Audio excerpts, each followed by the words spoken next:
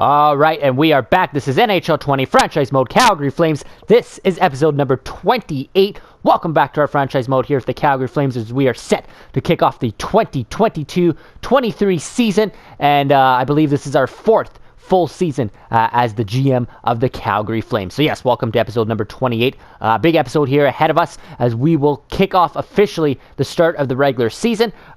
This was usually the episode in which we start off with the training camp slash preseason, but I think we're going to skip that this time around, and I'll show you why here. I just went through and edited our opening day lineup for both our NHL and AHL squad.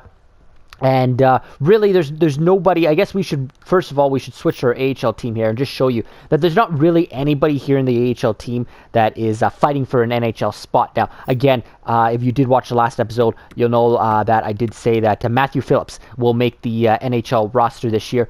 He has now improved to an 80 overall. He's 24 years of age, as you can see there. Has yet to make his NHL debut, so we'll make sure he gets into his NHL debut here. Also, we just didn't have a fourth line centerman. Like I said in the last episode, I went through free agency there off camera, and it's quite a process just to sign these bottom forwards.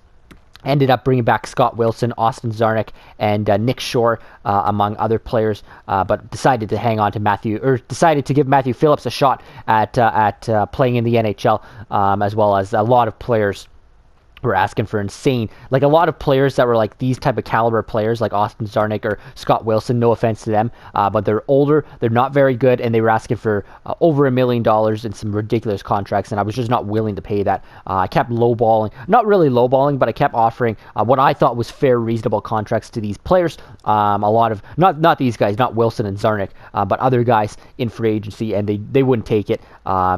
I don't know where they eventually ended up, but a lot of players were not getting any offers from any other teams. So I just don't know why they were going for such high contracts. I mean, it makes sense in July, but when you're offering this in August, something's not right there. But anyway, doesn't matter. We got the players that we got, and we'll start our season with the players that we have. I just wanted to show you the reason I think we're going to just skip preseason training camp this year. Again, if you haven't been watching my previous franchise modes, I always do a preseason slash training camp at the beginning, where I let these guys that are on the bubble to make the team, I bring them up in the preseason, let them play the games, and then decide who makes the roster between, say, now, again, this is just an example from this year, but say Glenn Godin and Jacob Pelche were the closest to cracking the roster, then I would have them compete with Scott Wilson, Matthew Phillips, Austin Czarnik, and onward for those final spots, and whoever plays the best in the 7 preseason games that we have would make the opening day roster. So I like to keep it realistic to the real world. That's obviously what happens in preseason and training camp in the real world. I like to give these guys a shot, but for this year, I just think that Glenn Godin and Jacob Pelche are just too far back. Maybe Glenn Godin at 75 overall. He's 25 years of age now, so he could maybe jump in. He would be our first call up from the AHL if we have to make one. But even 75 is a little low to have on your NHL roster. I like to keep it a little bit higher than probably about 77 and higher at the lowest. And we'll look at our NHL roster here in a second. Jacob Pelche, this is his first year pro. He's just 21 years of age. So with this being just his first year pro, and at 74, he has, I believe, top 6 forward potential. But I want to let him grow here in the AHL, where he'll get top minutes. If he was to come up to our NHL team, he'd just be playing on our 4th line, or he wouldn't even be playing at all. So why not give Jacob Pelche, full minutes in the AHL? And I went through and edited our roster here. Make sure he's like on the power play, on the PK. He's in every situation. He's going to be getting the most ice time up here in the American League. And then that's the rest of our AHL roster here. As you can see, a lot of new guys down here after Eetu Tuola down here. A lot of new guys. I think all these bottom 6 guys, or most of them anyway, are new guys that we just drafted or just turned pro. When you look at the defense, it looks like this. Nielsen is still our best defenseman, as well as Rene Valiev here, and then again, a lot of new guys down here. Our AHL roster is not strong at all. We don't have the best prospect pool. There's no doubt about that. But we're still continuing to grow a few prospects down here. The interesting note, just really quickly here in the AHL, is the goaltending department. The last few years, we have been growing Artem Zagadulin. But now look at his stats. Just 77 overall. He's now at 27 years of age. Like, he's in his prime. He should be in the NHL by now. His potential has gone to just a backup potential, and his role right now is a minor starting league goalie. So he's good enough to start in the AHL. But when we first started growing this guy 3-4 years ago, he had really good. You'll remember back all the way to episode 1, I purposely made Zagadulin have better potential. And I mean, this is a guy I had to create. He wasn't even in the game. I created him because he was the best prospect goalie at the time of the 2019-2020 season. You can see here now that he is definitely not that. He did not pan out at all. And that happens sometimes. It sucks, but it is what it is. I don't think he's going to get any better than 77 at 27 years of age. So we have our new prospect goaltender in Dustin Wolf, who's still just 21 years of age, much, much younger, and he actually has a potential starter. Now, I think that's what Zagadulin had around the same age, but obviously Zagadulin didn't pan out. Dustin Wolf might, so we'll take our chances with Wolf now, and we'll give up on Artem Zagadulin. Unfortunately, we spent literally the last how many years grooming this guy. Where's his stats here? We can go to his AHL stats. Yeah, I mean, we gave him our last 3 full seasons. He played every single game, or mostly every single game here.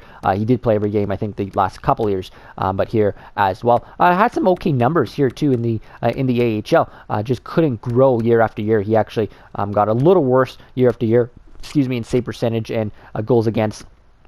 But it wasn't really his numbers. I was just hoping him to get better each year. He didn't really get any better. Like I said, just 77.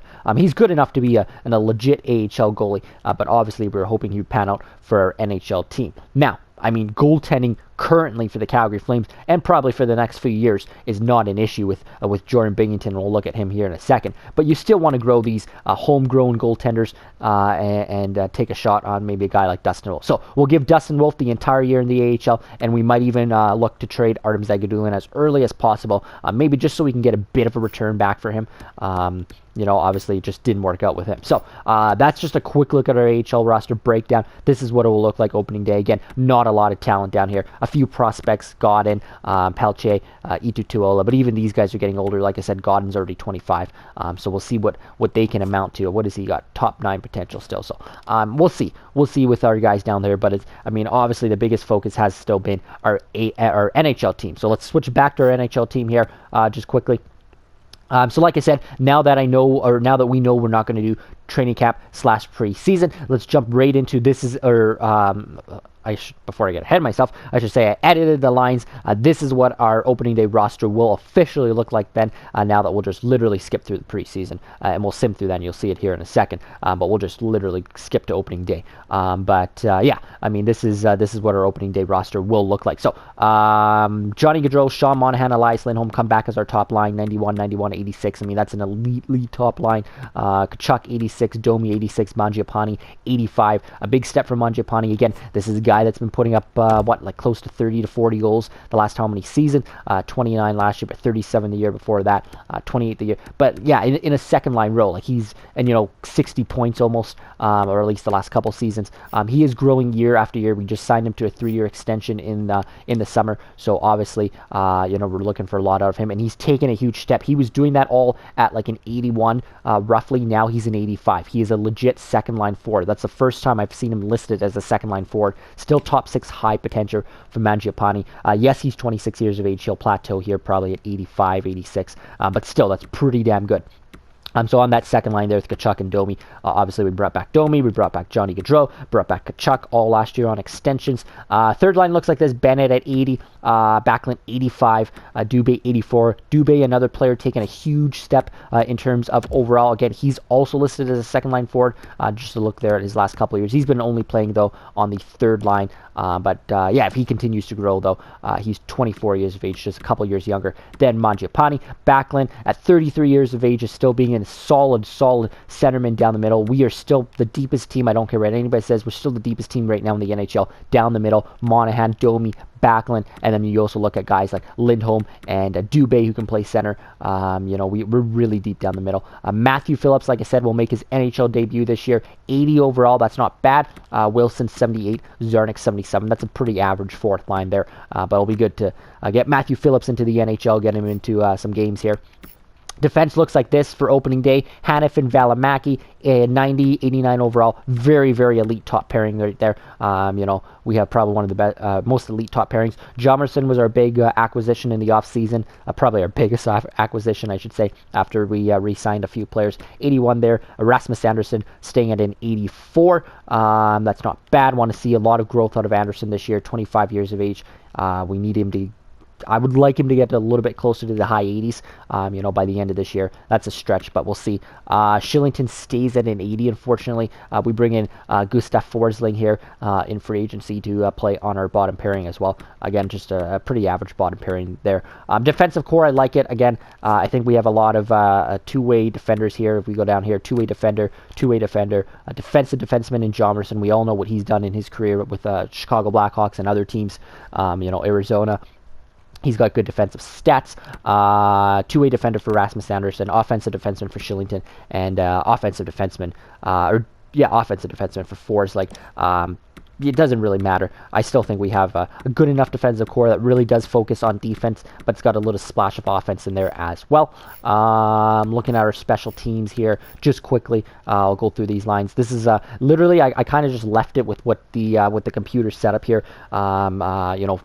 With best lines. Again, we're starting a brand new season. So our power play numbers, our PK numbers from a year ago don't really make a lot of sense to go with what we had last year. So we'll start fresh. We'll see what this top unit can do. Tkachuk, Monahan, Lindholm, Hanifin, Johnny Gaudreau, your five best players on the ice to start. Backlund, Domi, Dubé, Mangiapane, and Valimaki. We'll start that with our second unit. That's a really good second unit too. But again, we'll watch our numbers. We'll see how our PP is doing, our PK is doing, and if we have to switch things up, we will.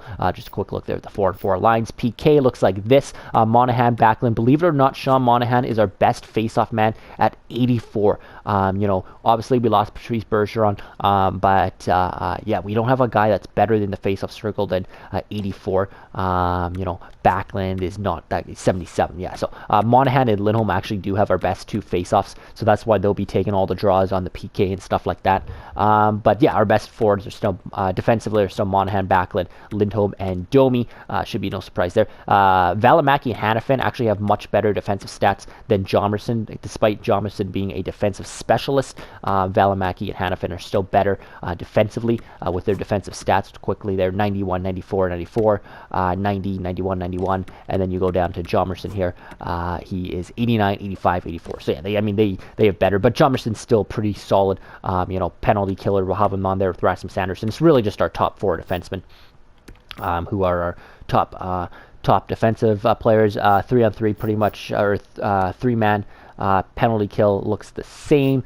Extras, I'm going through this really quick here because I want to jump into the regular season. Again, extras, we'll continue to pair Monahan, Gaudreau, Domi, Tkachuk together. The defensive pairings will stay the same. Backlund and Lindholm will get that third one. And then 3-on-3 looks like this: Monahan, Gaudreau, Hanifin, Domi, Tkachuk, Valimaki, Backlund, Lindholm, Andersson. You can probably see a repeat there of the players that were playing. Obviously, our top players.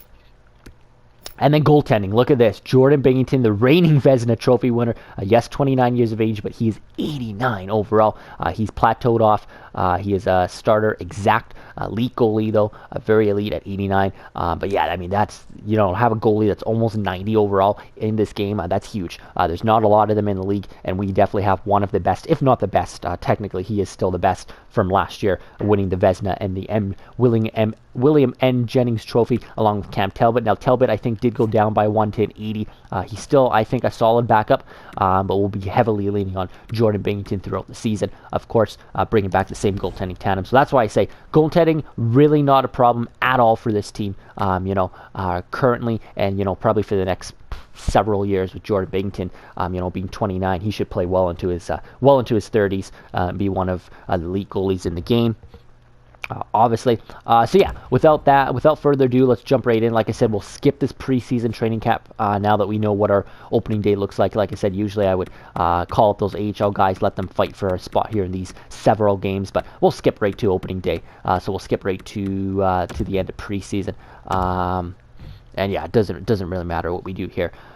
All right, so these trades are going to continue to come in. All right, so we've brought back our same coaches, Brendan Fucali guy. He's going to accept the offer. Oh no, I was going to accept the contract offer, but the role offered is already filled. What the hell? Okay. Yeah. So I talked about at the end of the last episode that we try to go out and get this other coach. First of all of our coaching contracts are up, our coaching and scouting contracts. So I wonder if the computer just auto-signed coaches and scouting. Again, this isn't a huge deal. I'm not really focused on coaching in this game. But I went and tried to get. The only thing I had a problem about this guy, this Brendan Fucali guy, is he spent the last how many years with us. But the only problem is he does roll all 4 lines, and I was kind of looking for a coach. Now that his contract was up, I thought we'd take advantage and try and find a coach that plays more of the top players, gets the best out of maybe our top 6 and our top 2 pairings, because you just saw what our 4th line looks like. There's no reason we need to be playing them as much as our top 6. We have an elite top 6, an elite top 9 even. We want to be playing them more. So that's what I was looking for. I offered again at the end of the last episode, I offered it to a coach off camera. He declined it because he didn't want to play or didn't want to coach us. So then I was like, I'll just go back to this Brendan Fucali guy because he just spent the last how many years with us. I'll bring him back, but apparently it's full. It's filled, I mean. So we'll go in and look at that. I bet you the computer just auto-signed that. Hey, look, they're trying to give us Mark Jankowski, former Flame, back. So yeah, I don't know. We'll have to look at that, see who they auto-signed us as our coach, and they probably filled in, which is fine. Again, I think all of our assistants needed to be rehired as well as our entire scouting staff.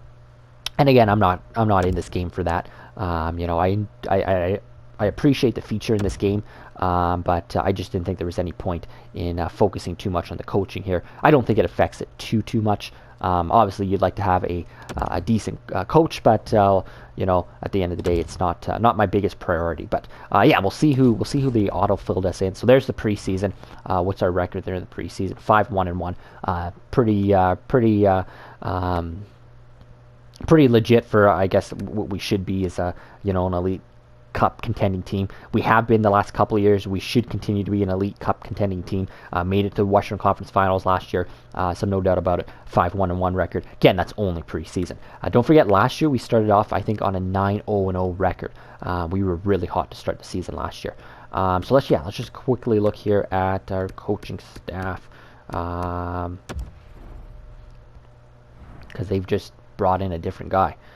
So yeah, this Tim Ekblad, this was the guy I was trying to get. He's still out there, I guess, as a coach. But it says we still need an assistant coach, a goaltending coach. In the AHL, we also need an assistant coach and a goaltending coach. So,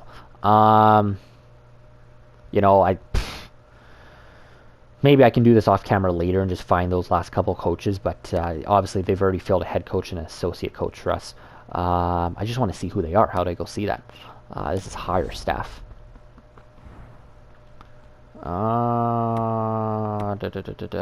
Not contracts, free agents. I don't know. I don't know how you. Oh, coaching staff right here.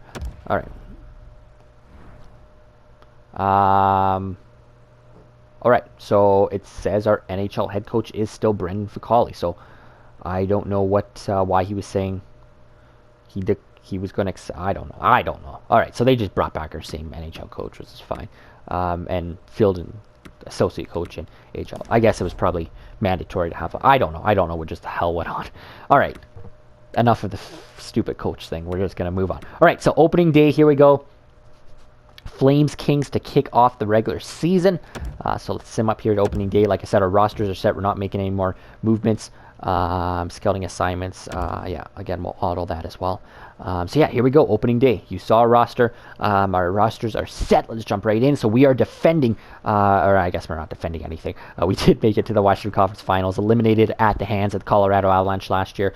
So now we're trying to obviously get back there and obviously get to the Stanley Cup Finals. It's been 4 years, and this will be our 4th year as the GM of the Flames, and we still have not accomplished our ultimate goal of winning the Stanley Cup. So that is our one and only goal here. A big year for us as well. We really do have a small window. I know we just re-signed Johnny Gaudreau, but we still have a small window. Compared to what we've got here. So we want, like I said, priority is we want to win the Stanley Cup now. So without further ado, I think we're going to jump right in here to the regular season of 2022-23 with the LA Kings Calgary Flames. So here we go. All right, so game 1 of 82, LA Kings, Calgary Flames. That's actually how we finished off the preseason as well here. And we start with back-to-back games against our Pacific Division foes from California. So here we go, game 1 of 82, and we will do real-time sim here for this first game, and then we'll go period by period for the next ones. But opening day here in the NHL, and like I said, trying to get back to where we need to be in the Stanley Cup playoffs and, of course, winning a Stanley Cup. So 1-0 Kings so far here in the first period. Anze Kopitar beating Jordan Binnington, the reigning Vezina Trophy winner. Just looks like 4 minutes into this one. Calgary looking to respond, being outshot here 16-8, not the way we want to start our season. Let's see if we can keep it going here, or get it going here, I should say. So the Kings will start with the power play here in the second, nothing going there. Just 10 shots here so far through about period and a half, and another goal for the LA Kings. This one coming from Delamore on Binnington. And so it's 2-0 Kings, and our offense is struggling very early here in the season. But it is early, and we can continue to play with our lines. That's the best part about being this early in the season, is that you can, of course, make tweaks to your lineup if you need to. There's Scott Wilson. Like I said, we brought him back here in the fourth line. Scores his first goal. Scores the Flames' first goal of the 22-23 season. We're still in this here. We need another one here to tie it up. About half a period to go. And there we go. Michael Backlund. So good for us last year was Michael Backlund. And he starts off here with a goal in game number 1. A huge goal. Ties this game up. And there's a big goal from Austin Czarnik. Excuse me. I got a little excited there as Austin Czarnik scores with apparently 4 seconds left in this one. So a come-from-behind win for the Calgary Flames. 2 goals from the fourth line. But more importantly, what a way to respond down 2-0. Coming into the third period, and that's always a good sign. I mean, you don't want to rely on that being, a come-from-behind team in the third period, but anytime you do, it's obviously good. Shows the resiliency of your team to come and win that game. So Noah Hannafin with a 2-point night there for the Calgary Flames. Up there in the ice leaders, Lindholm, Monahan. Backlund gets that goal here, as does Czarnik and Wilson. Not a bad way to open the season. Binnington goes 9-4-7. Again, not a bad way for him to open up his reigning Vezina Trophy season there. So we'll take game number 1 there in stunning fashion there against the Kings. And obviously hope for a lot more of that. Just want to take a look here actually at the October schedule quickly, because obviously we didn't do that here. All right. Just taking a look here. So we got the Kings back-to-back. We actually opened the season here this is where we are. Opened the season here in the 6th. We got the Kings there. We got the Kings again here in the 9th. And then we got a bit of a road trip here through the East there. Islanders, Sabres, Lightning, Jackets, Stars. So pretty big road trip coming up here. We've got a couple divisional games in there as well. So yeah, it should be a fun month. We'll see if we can get this whole month through here in this video. So let's just keep going. Let's keep on rolling here. Now we'll obviously sim period by period to maybe make this go a little bit faster here as well. Here we go. Sim. Back-to-back games here to start the season against the Kings, as mentioned. All right, we're gonna go period by period. So let's go first period. Flames Kings in LA, and it is 2-1 Flames. Goals from Sam Bennett and Noah Hannafin. Their first of the season. They get one from Petrie on Binnington. 2-1 Flames. Second period, nothing. And third period, do we hang on? We do. Both teams trading goals. They get one from Andre Palat, the former Tampa Bay Lightning, but we do get one from Rasmus Andersson, which stands as the game winner. Like I said, want a big season here out of Rasmus Andersson, especially offensively as well. That's good to see Andersson getting going here. Just again, look at our ice leaders. You're going to see this a lot. Hannafin and Valimaki at the top here. Like I said, this is really the year that they become not only a top pairing in this league, but a very elite pairing in this league. 90 and 89 overall, in respectively for Hannafin and Valimaki. Like what we're seeing there. Just a quick look here at Jordan Binnington. 9-4-4. So another good night for Binnington to start the season. That's back-to-back wins in regulation against divisional foes. I mean, you can't ask for a better start than that against divisional teams. Again, it's early. You never know who's going to be in the playoffs at the end of the year or who's going to be fighting with you. So you want to make sure you're winning every single divisional game in regulation possible. So now we begin our road trip out east, like I said, here in the month of October. Kick off the season with an early road trip. Not a bad way to do it. So here we go. Islanders and Flames from New York. First period. Nothing there. Second period for the Flames. 2 goals. Matthew Phillips has scored his first NHL goal in his 3rd NHL game, beating Semyon Varlamov there, and that's a huge goal for Matthew Phillips, one he's definitely going to remember. Matthew Tkachuk as well, getting his first goal of the season for the Calgary Flames there. 2-0 Flames after 43rd period. We hang on for a 2-0 win. So just a casual shutout for Jordan Binnington, but maybe the story of this one. Matthew Phillips, welcome to the NHL. Big goal there. That might be Johnny Gaudreau's first point as well of the season. And then again, Valimaki Hanifin +2 rating in there at the top. And yeah, 24 saves shutout performance. Jordan Binnington. The Flames start the season 3-0. Obviously, that's the way you want to do it. All right, injury here to start the season. Calgary's Austin Czarnik has been injured with an injured elbow. Estimated time is October 18th. All right.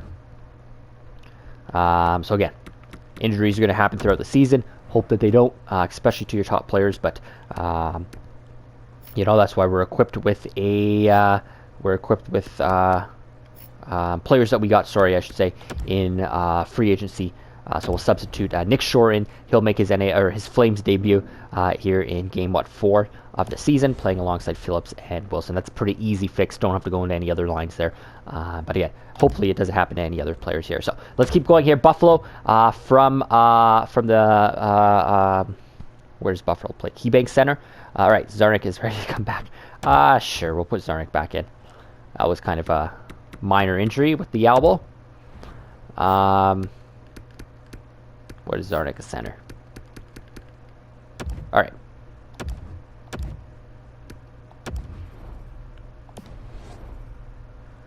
All right, yeah, so, sorry, KeyBank Center. It says right there on the screen. All right, Sabres, Flames, here we go. Game number 4 of the season for Calgary. Seeing if we can keep our winning streak going here in Buffalo. All right, first period here, Flames, Sabres, 1-0 on a goal from Oliver Shillington. So is Shillington... oh, yeah, he's on the 3rd pairing. Sorry. For some reason, I thought he wasn't in our lineup. First goal of the season for Shillington. That's what you want to see. Second period here. 2 goals from the Buffalo Sabres. Dylan Cousins and Oliver Bjorkstrand scoring for the Sabres. Come on, Calgary. We got to pull back here in the 3rd period. Come on, Flames. We do. We escaped this one. Again, another 1-goal game for the Flames. They get one from their highly paid superstar in Jeff Skinner, if you will. But we get goals from Matthew Phillips, his 2nd in the NHL. First goal of the season for Max Domi and Sean Monahan, respectively, as well. Flames take this one 4-3. Another game winner for Sean Monahan in his illustrious Flames career with those game-winning goals. And the Flames take another 1-goal win here. Yeah, again, you'll see the ice time leaders there. And Binnington 8-9-7. So probably Binnington's worst game of the season, but still getting the win and still getting the job done when it's all said and done. So that's what you want to see. All right, let's keep it going here. Game number 5, Tampa Bay, Calgary. And Flames on a 4-0 streak to start the regular season. Let's just take a quick look actually here. Just 4 games in. The Coyotes have started 5-0 to start their season, so they're ahead of us. Obviously played one more game, but they're on fire as well. The Sharks also starting 2-0 to start the season.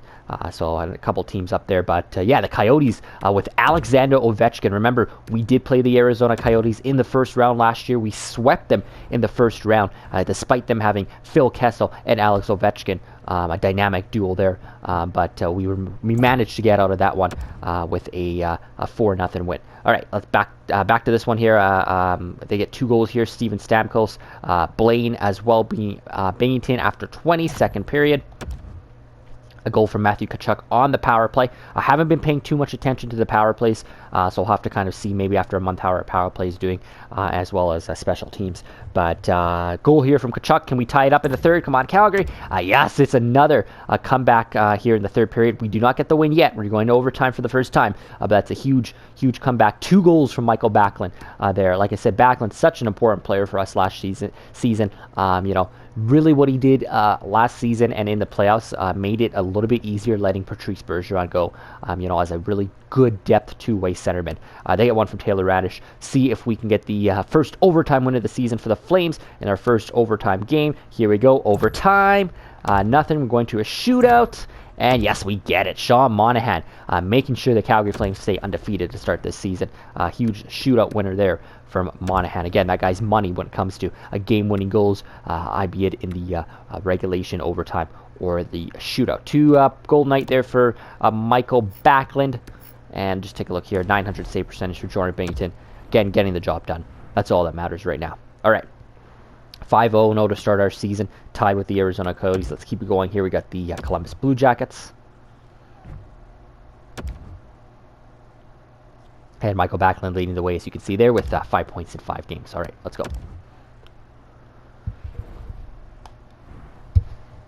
All right, first period here, and it is 1-0 on a goal from Andrew Shaw for the Columbus Blue Jackets. Second period here. Nope, that's another goal for the Columbus Blue Jackets. Alexander Wenberg, 2-0. Do we have another third period comeback for the Calgary Flames here? We don't, and that will be our first loss of the regular season, and we're shut out by the Columbus Blue Jackets, who beat us 2-0. So offense runs dry for the first time this season. Don't want to see a lot of that. Couple players here in the minuses. Just want to see what we're doing here. So Nicholas Jomerson, Rasmus Anderson, that pairing in the minuses there. 9-4-6 there for Jordan Binnington. It's not a bad night for Binnington. Just obviously didn't get the job done there, but we got a chance to redeem ourselves here against the Dallas Stars. So let's keep it going here. Stars lead their division, as you can see there, with 9 points through 6 games. 4-1-1. We're 5-1-0. All right, let's go. Jump right in.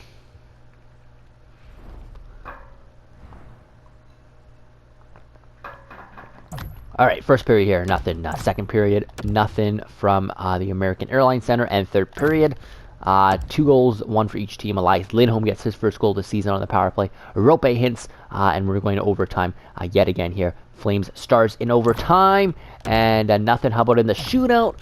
They get the winner here. So we do get a point out of this one. Tyler Seguin gets the shootout winner, and that's back-to-back losses for the Calgary Flames. Albeit we do get a point here in this one, though. Which is important. Elias Lindholm getting the only goal for the Calgary Flames. And Jordan Binnington going 9-6-2. Really good night from Jordan Binnington. But again, just can't get the job done here. So we need a little bit more from our offense here. The last couple of games has gone a little bit dry here. Just 1 goal in the last 2 games. So obviously we need to start scoring if we're going to be winning games here. So let's keep it going here. Florida Panthers, then New Jersey Devils. To continue on this road trip, and then, we're back home against the Florida Panthers, New Jersey Devils, and then a pair of divisional games on the road against Vancouver and Vegas to likely end this month. So let's keep it going here. Simulate here against the Panthers. All right, first period, Calgary, Florida. 2-1 Flames after 20. Dylan Dubé gets his first of the season. Rasmus Anderson there after 20. It remains that same score after 40. Third period, do we hang on? Lots of goals in this one. Almost hung on, but they get goals from Barkov and Bjorkstrom and Trocheck, who is still with the Panthers. And then we get goals from Mangiapane and Michael Backlund. This one's going to overtime. We've got 41 shots on goal. Can we get this done in extras against the Panthers? Nothing. How about the shootout? We do get it done. All right, Johnny Gaudreau, Sean Monahan scoring. They get a goal from Alexander Barkov. We end up getting the win. Again, a non-conference game, I should say. Non-divisional game, non-conference game, so I don't mind giving up that point to Florida. But, yeah, big night there for Noah Hannafin. 2-point night, leads the team in ice time. And Jordan Binnington, 8-7-9. So, again, kind of bouncing around there. But this time he gets the win, so it doesn't matter. Again, Jordan Binnington's 89 overall, won the Vezina Trophy last year. Probably one of the best goalies in the league currently. We're not going to be worried about, if Binnington has a couple poor nights here and there, as long as he's getting the job done throughout the season. We're going to be riding him very heavy this season. Obviously, he's, right in his prime, and we're trying to get a Stanley Cup out of him as well. So got to take advantage of having such an elite goaltender like Jordan Binnington, something that Calgary Flames organization has not seen a lot of in the past couple decades. Just one really good goalie in Mika Kiprusoff, but other than that, it's been very, very slim picking when it comes to the goaltending department the last 2.5 decades, if you will, in Calgary. So definitely enjoying having a real elite #1 goalie for sure in Binnington. All right, Calgary jersey here, first period, 1-0 on a goal from Elias Lindholm. Second period, Colin Miller scores. We also get another one from Michael Backlund. He's got to be up there for the team lead in goals. Interesting enough is I don't think Johnny Gaudreau scored yet this season. Backlund's got to have around 5 already. All right, do we hang on in the third period? We do. Matthew Tkachuk scores. They also get one from Tyler Toffoli. We hang on for a 3-2 win, so I'll take it. We pumped 37 shots on goal. The Flames escape with a 3-2 win. 2-point night there for Johnny Gaudreau. Again, I don't think he scored this season, but that's all right. As long as we're getting the wins here.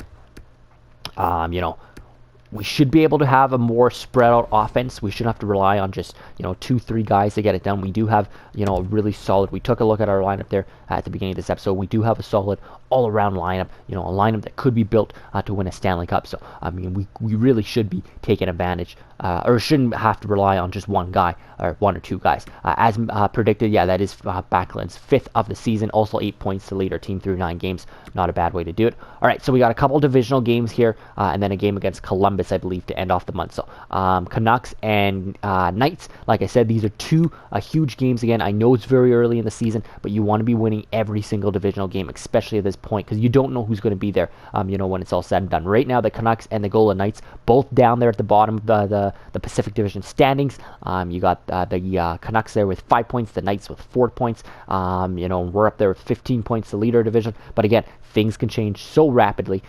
They could spit up there very easy. In the next few months, and could be competing with us when it's all said and done. So want to win every divisional game we can. Coyotes still on our tails there with 14 points. But yeah, let's keep it going here. Let's get these wins in regulation here against the Canucks. I can't remember if we checked where Brock Besser went. He was the top free agent of the summer, but the only team that was interested in him when we were looking was the Vancouver Canucks, and he wasn't a pending RFA, he was a UFA. I'm sure obviously he signed somewhere. It'll be interesting to see if he stayed with the Canucks, because that was the only team giving him offers. Let's see here. First period. There's Alex Pietrangelo and Bo Horvat scoring. We get one from Max Domi, 2-1 Canucks. Second period, come on Flames. Goal teams trading goals. Bo Horvat there with a goal, his second. Mangiapane, I believe that's his first of the season, beating Tetrademko. We need a third period comeback. Come on Calgary in regulation. No, crap. Right, we needed that one. That's a bad divisional game to lose, especially against a team that, struggling out of the gates in the Vancouver Canucks. So we got to be finding a way to win those ones. 2-point night there for Max Domi. 906 for Jordan Binnington there. But yeah, that's a tough one. That's not one you want to drop here.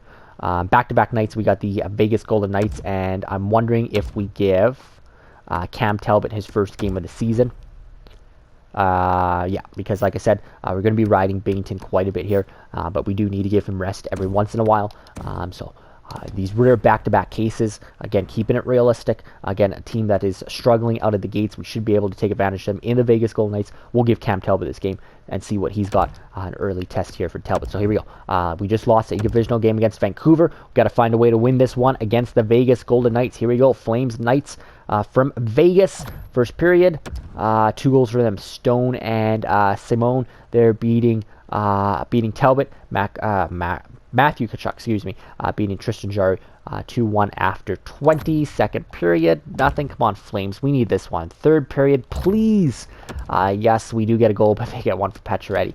So Backlund scores yet again, but Pacioretty gets it 3-2, and that is back-to-back divisional losses. Not the way you obviously want those games to go. All right.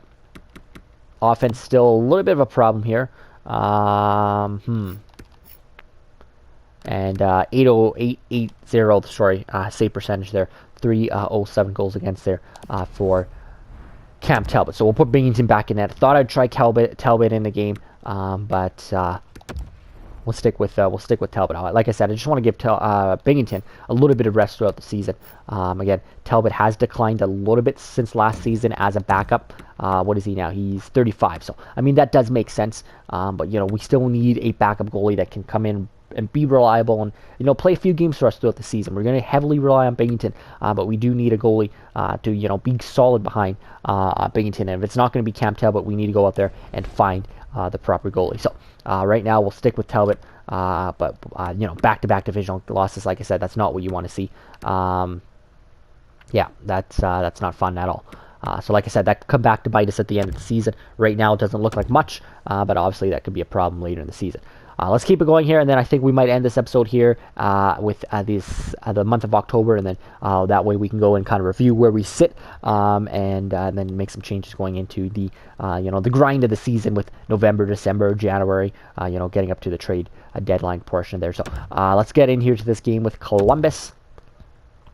See if we can get back in the win column after a couple losses in a row there against divisional foes. All right, first period from Calgary. 0-0 after 22nd period. They get a goal from Cam Atkinson. Come on, Calgary. We need a huge third period here. Come on, Flames. Crap. I thought we had it there. They get goals from Pierre-Luc Dubois and Andrei Burakovsky. We do get goals from Yusuf Valimaki and Sean Monahan, but it's not enough, in the third period there. And that's 3 straight losses in a row for the Calgary Flames. After such a hot start, we went 5-0-0 to start the season. The Calgary Flames will end the season, or end the month of October with an 0-3-0 record against, a couple divisional foes in there as well, which is not fun. Just taking a look here. 8-8-0 for Binghamton in his first game back. Have taken that one game off. All right, so we will end this episode here. The month of October, pretty good for the most part. We go 7-4-1 through 12 games, still lead our division with 15 points. I just want to look at some of the other divisions. Central's a little bit stronger there. Predators have 15 points. The Stars have 17. The Wild have 18 points to lead the conference. The Red Wings lead their division with 14 points, and the Blue Jackets lead their division with 14 points. So, the Central's obviously the strongest division very early on, but again, not a bad October. Not the best, though, especially the way it ended. We could have ended a lot stronger for us, especially in our divisional standings there. With those last three losses. All 3 of them 3-2 losses, by the way, as well. Very weird. But yeah, we got to find a way to get back. So I think what we'll quickly do here is just take a look at our stats after the month of October, and that way in the next episode we can just jump right into simming the regular season here. So just quickly, player stats through the first 12 games there. Michael Backlund leading the way. Again, so good for us last year. Again, don't just remember, Backlund is playing on the third line. We have not made a lineup change, and this was the case most of the last season. He played most of the last season in a third line row, in a bottom 6 row. Sure, he was on the second power play unit, but that's really it. Backlund's not giving a lot of ice time, and he's still getting the job done. That's incredible. 9 points, 12 games. This guy is just, he's 33 years of age now. He should be declining, but yet he's playing better than maybe he did.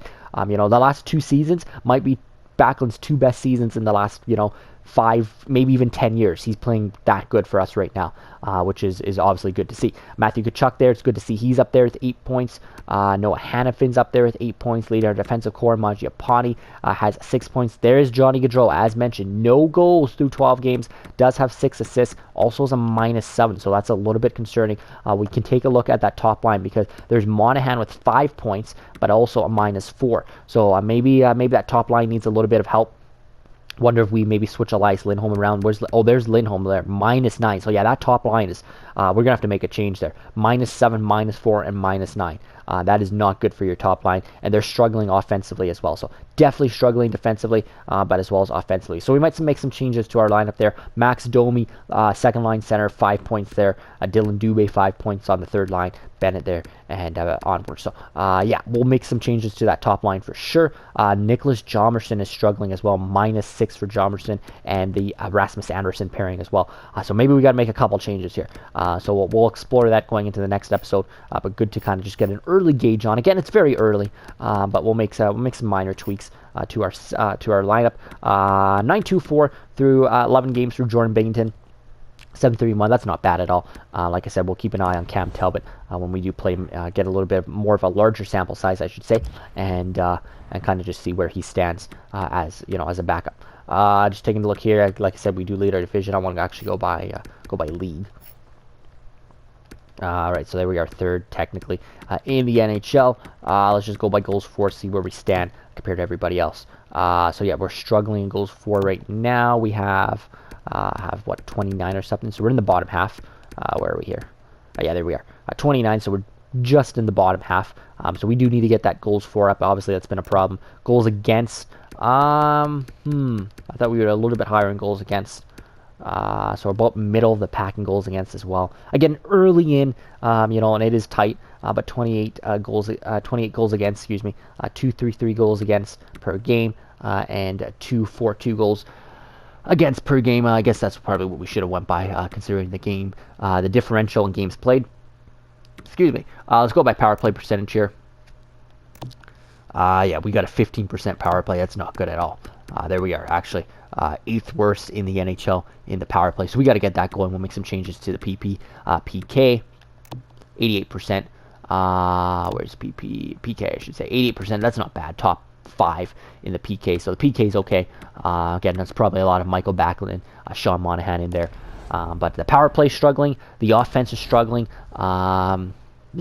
We got to obviously get that going, and then hopefully the rest will pick up as well. But again, it is early. We're just 12 games into the regular season, but already you want to start making these minor tweaks if you can to get your season on the right track. So that will do it for this episode 28. We'll end this one here. We'll pick up episode 29 with the months of November, December. We'll see how far we can get.